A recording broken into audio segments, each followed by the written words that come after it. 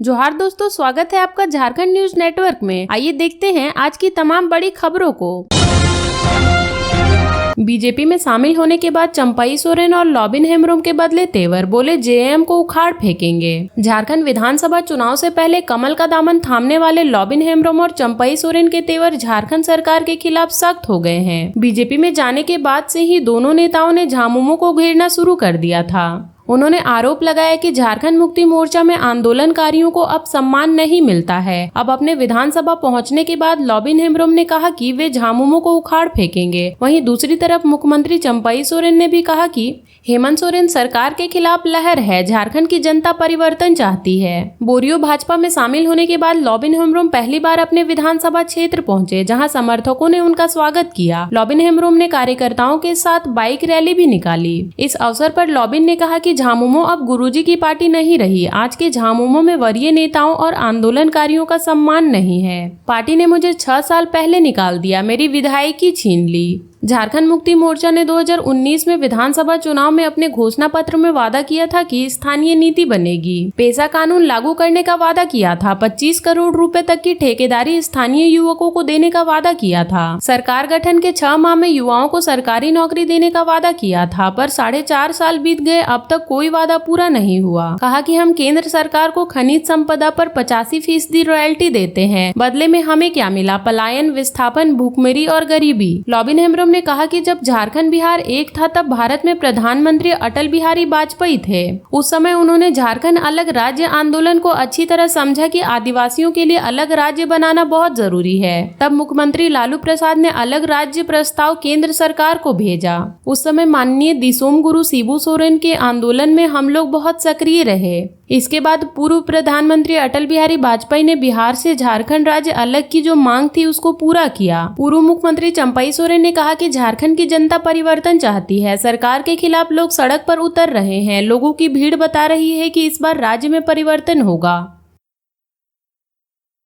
67,000 बिजली उपभोक्ताओं के लिए खुशखबरी, दोबारा कनेक्शन लेने पर बकाया बिल माफ। पूर्वी सिंहभूम जिले के 67,000 बिजली उपभोक्ताओं के बिजली कनेक्शन को फिर से जल्द जोड़ा जाएगा। हालांकि इसके लिए उपभोगियों को सारणी डीसी के कागज औपचारिक रूप से करनी होगी। इसके लिए बिजली विभाग ने जमशेदपुर, मानगो व घाटशिला विद्युत प्रमंडल में लोगों को जागरूक करना शुरू कर दिया है। गौरतलब हो कि बिजली बिल बकाया रखने के कारण झारखंड में बिजली विभाग के नियमानुसार घाटशिला विद्युत प्रमंडल में 45,000 उपभोगियों की बिजली कनेक्शन काट दिया गया था। वहीं जमशेदपुर और मानगो विद्युत प्रमंडल में 11,000 बिजली उपभोगियों के बिजली कनेक्शन काटे गए थे। मंगलवार को जमशेदपुर विद्युत प्रमंडल के अंतर्गत जुगसलाई, करंडी व छोटा गोविंदपुर स्थित बिजली कार्यालयों में लगे अलग अलग कुल 3 बिजली कैंपों में बिजली बिल त्रुटि समेत अन्य समस्याओं के कुल 65 आवेदन जमा हुए हैं। इसमें 61 आवेदनों को ऑन द स्पॉट निष्पादन किया गया। 4 लंबित आवेदनों को समस्या के निदान के लिए मुख्यालय भेज दिया गया। जुगसलाई, करंडी व छोटा गोविंदपुर कार्यालय में दूसरे दिन बुधवार को भी बिजली कैंप लगाया जाएगा।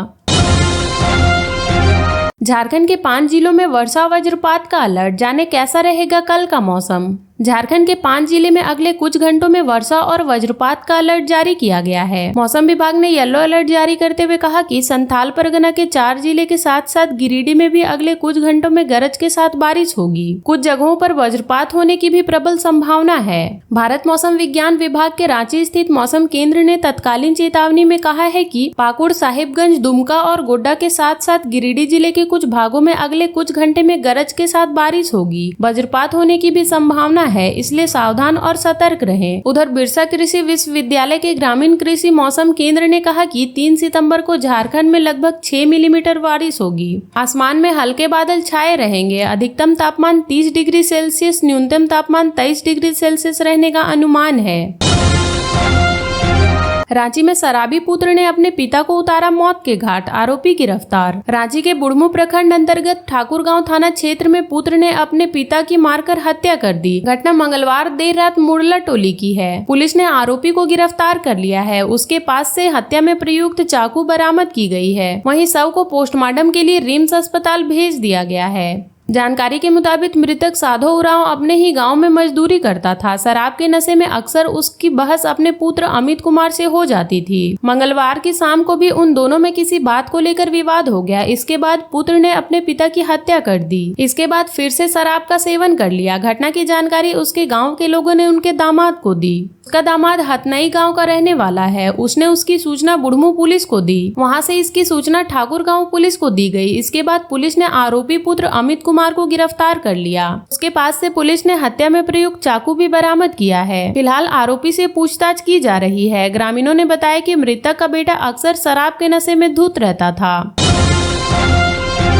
गिरिडीह में एफसीआई के गोदाम संचालक के ठिकानों पर सीबीआई का छापा, जाने पूरा मामला। गिरिडीह में सीबीआई की टीम ने दबिश दी है। सीबीआई ने बुधवार को एफसीआई संचालक के ठिकानों पर छापा मारा है। दरअसल जांच एजेंसी को गरीबों को मिलने वाले अनाज में भारी पैमाने पर गड़बड़ी की शिकायत मिली थी, जिसके बाद से ये कार्रवाई की गई है। सुबह 6:30 बजे से ही छापेमारी जारी है। सीबीआई की टीम ने सुबह गिरिडीह के एफसीआई के संचालक रामजी पांडे के शास्त्री नगर स्थित आवास पर रेड डाला। केंद्रीय एजेंसी को सूचना मिली थी कि जिले में गरीबों को मिलने वाले अनाज में भारी अनियमितता हो रही है। इस काम को ट्रांसपोर्ट के मिलीभगत से अंजाम दिया जा रहा था। मामले की जांच के लिए केंद्रीय जांच ब्यूरो ने गोदाम के साथ साथ अन्य जगहों पर छापा मारा। इस मामले में कई लोगों से पूछताछ की जा रही है। जानकारी के मुताबिक सरिया एफसीआई के गोदाम में 2928 क्विंटल अनाज की हेराफेरी हुई थी। इसकी लागत लगभग 92 लाख बताई जा रही है।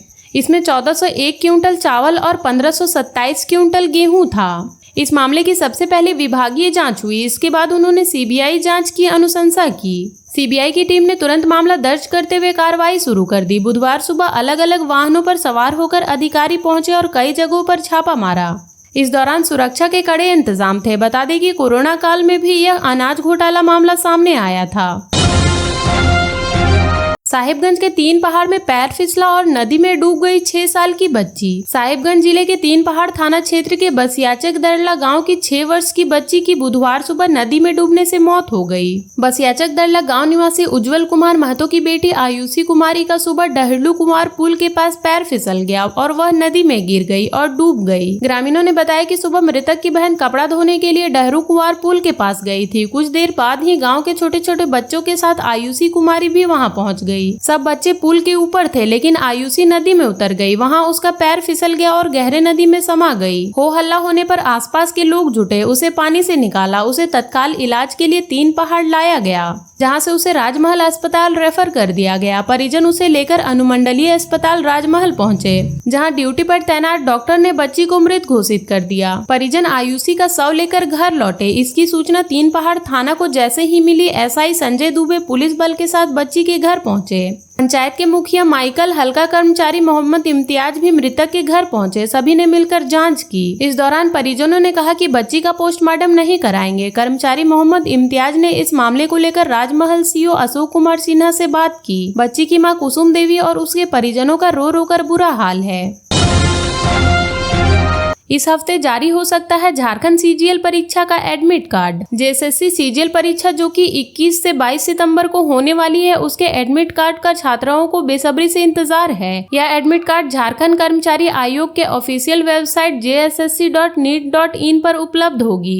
ऐसे में जाने कब तक आ सकता है परीक्षा का एडमिट कार्ड और कैसे कर सकते हैं आप इसे डाउनलोड। जानकारी के मुताबिक इस हफ्ते इस परीक्षा का एडमिट कार्ड जारी हो सकता है। हालांकि अब तक इसे लेकर कोई भी आधिकारिक रूप से सूचना नहीं आई है। बता दें कि झारखंड सीजीएल की यह परीक्षा और इसकी नियुक्ति की प्रक्रिया पिछले 9 साल से जारी है। 7 बार परीक्षा के तारीख बदले गए हैं और हर बार यह परीक्षा किसी न किसी कारण से टल जाती है। इसके बाद 8वीं बार 28 जनवरी 2024, 4 फरवरी 2024 इस परीक्षा को आयोजित किया गया था, जहां 28 जनवरी को परीक्षा के बाद पेपर लीक का मामला सामने आया और इस पूरी परीक्षा को रद्द करना पड़ा। अब 9वीं बार इस परीक्षा का आयोग 21 और 22 सितंबर को होने जा रहा है। सबसे पहले जेएसएससी के आधिकारिक वेबसाइट jssc.neet.in पर जाएं। पेज में एसएससी सीजीएल एडमिट कार्ड 2024 के लिंक पर क्लिक करें। अपना रजिस्ट्रेशन नंबर और पासवर्ड डाल के लॉगिन करें और सबमिट कर दें। आपका एडमिट कार्ड आपके स्क्रीन पर आ जाएगा। उसे डाउनलोड करके अपने पास रख लें।